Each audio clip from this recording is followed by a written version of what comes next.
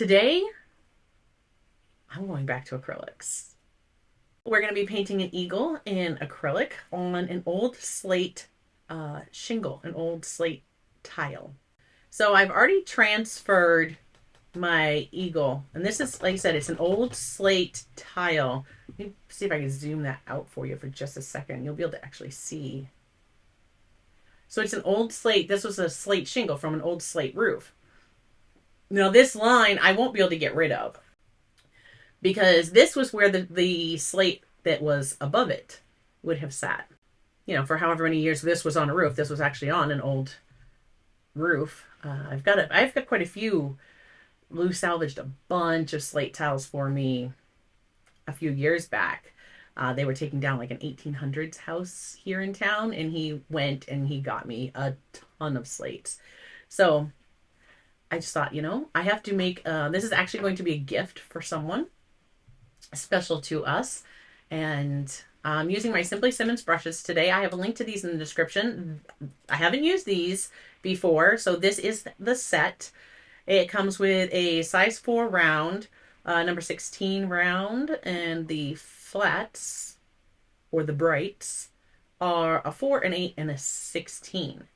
So those are the brushes that you get in the set. I thought it was pretty, I thought there were some pretty good sizes. I think it'll be more than adequate for this. So yeah, I'm going to be testing those out today. If I need a liner, I just grabbed 2 liners that I have. This is a 1 and a 3. I couldn't link these below because I couldn't find them.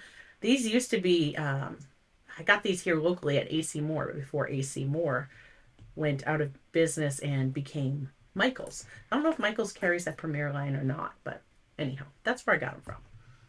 And of course, I am using golden paints today. They are one of my favorites for acrylics. And literally, you just take that. You see it has different sizes for different caps. I can open my watercolor paints with these. It's wonderful. And you just turn it, and that's it. Easy to get them open, especially when my hands and stuff don't want to work right. Okay, so we have raw umber, burnt sienna, raw sienna, yellow ochre, cad yellow, Titan buff. I've got some cerulean blue.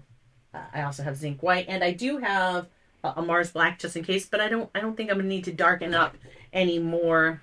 It's possible, but for my darkest shadows, which is gonna be like here under his wing, but I think this might be plenty dark enough. I don't know. I'm gonna put a little bit just in case. I won't need much. So just a little bit of Mars black, probably way more than I would need. So yeah, I did link to these palettes. There are lots of different sizes. I like, mine is a 7 by 10.5.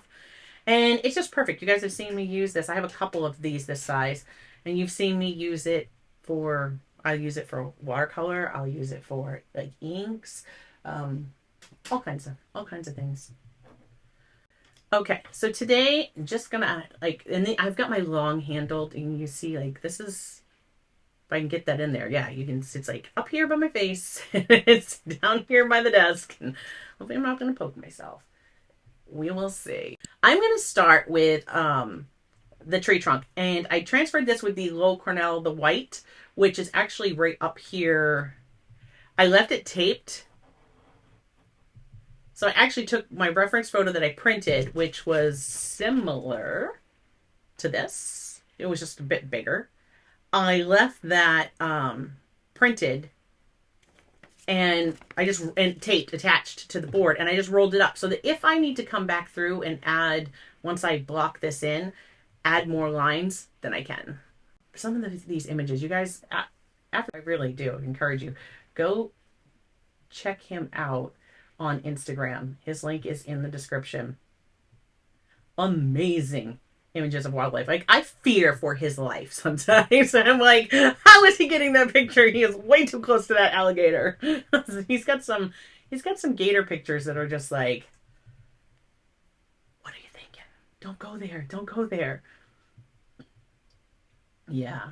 My anxiety would probably be through the roof if he'd be like, look, right there, there's a gator 5 feet from us. I'd be like, we're way too close. We are way too close. They move way too fast. Okay, and I gotta tell you, first thing, pulling out this acrylic paint, I'm like, oh my gosh, it's so thick. Because of course I do like to paint in heavy body paints. Yeah. It's gonna be fun, folks. It's been a while. Even though it's been a while, I think it's gonna be like riding a bike. I think I'll get my groove back. Just have to get into it a little bit. So for this video, you're gonna see that I am going to do the time lapse. And I'm going to come in and be able to talk to you a little bit and explain to you what's kind of going on in each segment. But I will break it up into a few segments so that we have some music and some talking. So you're not listening to me talk the whole time and you're not listening to just music the whole time. So I hope that you will be able to enjoy that. And here I'm going to just start in this first section with me laying in the base layer. I'm kind of blocking in everything, getting the basic colors where I want them. And I'm just going to go through and I'm going to do that. And then I'll be back to talk with you in just a bit. But I hope you enjoy the first segment. All right. So the transparent red iron oxide, I'm going to pop that right there. Way more than I need. Way more than I need. Okay. That's looking a little bit better. Yeah, we're going to go with the red iron oxide. Because it's like, it's not really like their feet are, they're, like a yellow color, sure, but it also is more, has more of like an orange tone to that. Not quite mustard. Yeah, this is much better than that.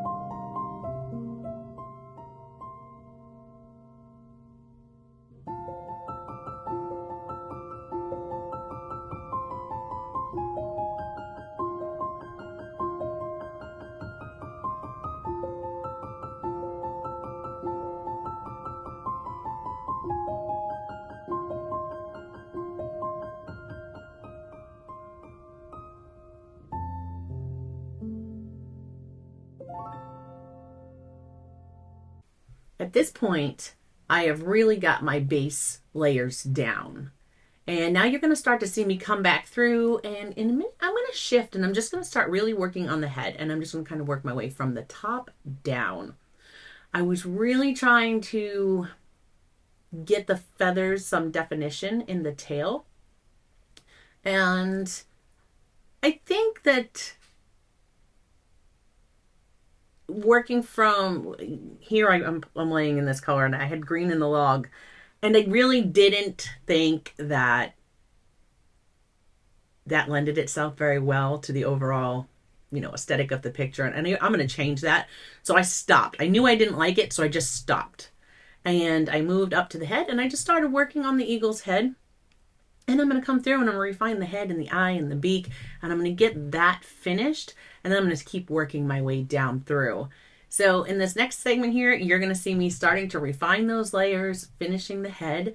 And so I'm going to put some more music on, and I will be back after the next segment and kind of give you what's happening at that point. I hope you're enjoying it, and I will talk to you in just a few.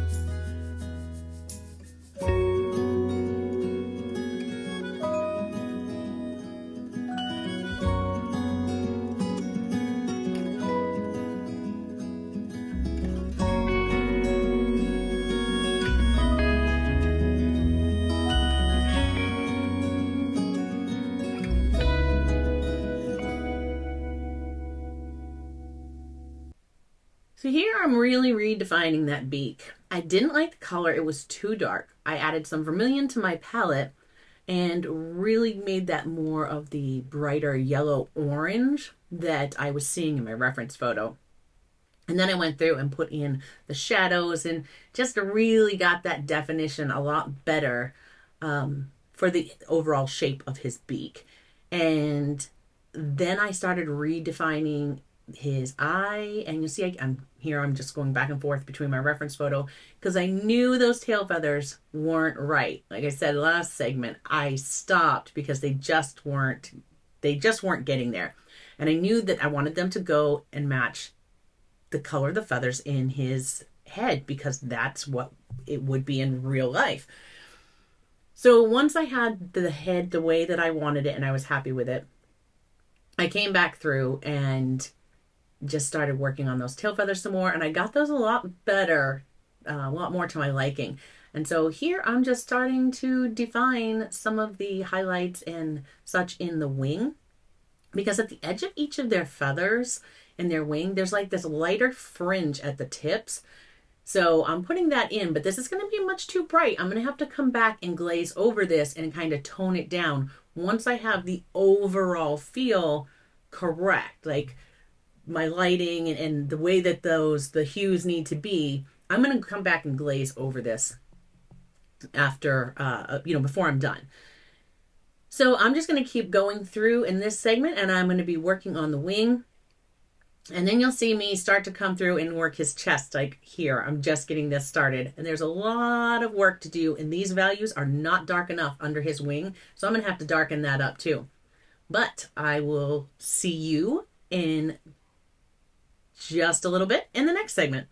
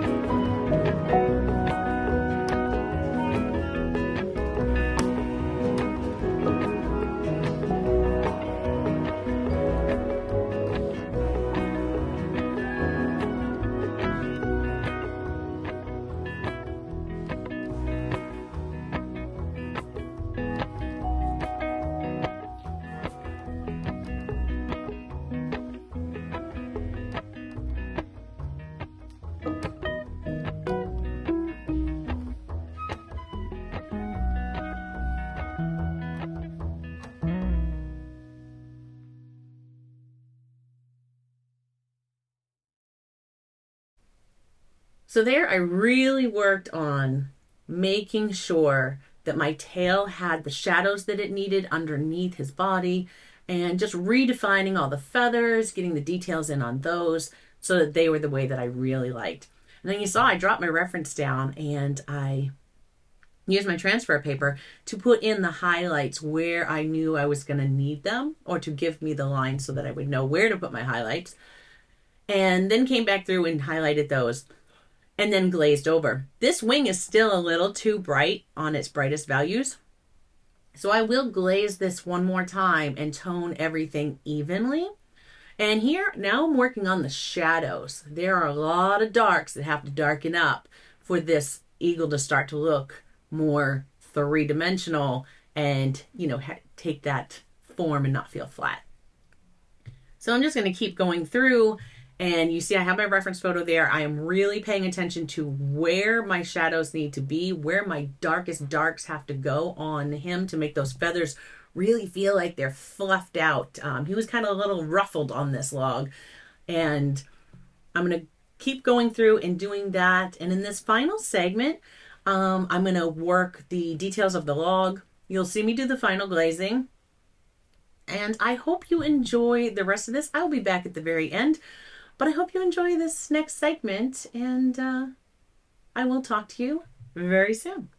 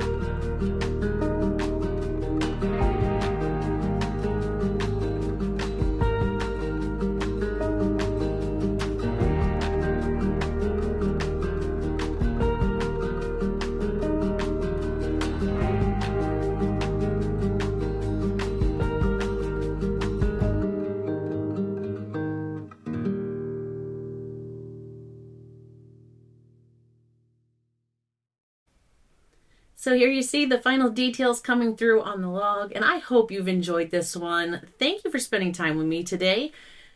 I'm going to put another video up that I think you will like right here. And thank you, patrons, for all of your support. Thanks, everybody, for hanging out with me today in the studio. Keep exploring and creating. Have a great rest of your day, and I'll see you in the next one. Bye, guys.